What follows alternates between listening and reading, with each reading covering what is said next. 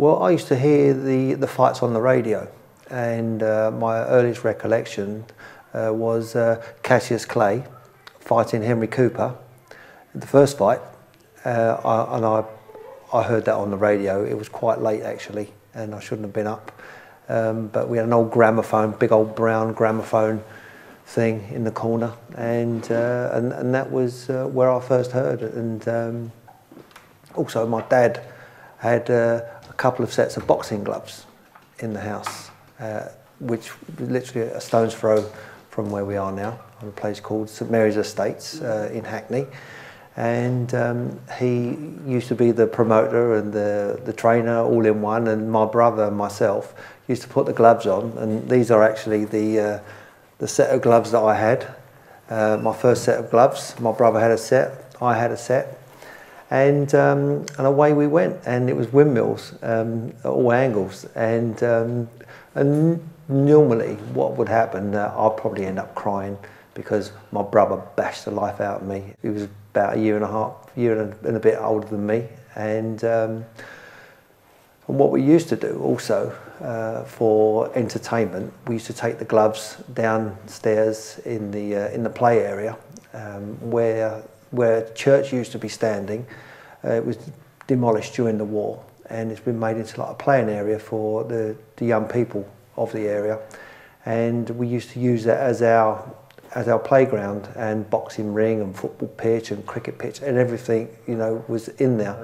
Young people there, or halls of young people, and they'd be circling two people with these boxing gloves on, and one or two angry parents would probably come back to say, why has my lad ended up with a bloody nose because of these boxing gloves? And my mum would then say, Dominic? No, she actually called me Domenico, because my name is Domenico Luigi Andrea Bergonzi, and Dom to my friends. And we'd get in trouble for allowing other people to get bashed up.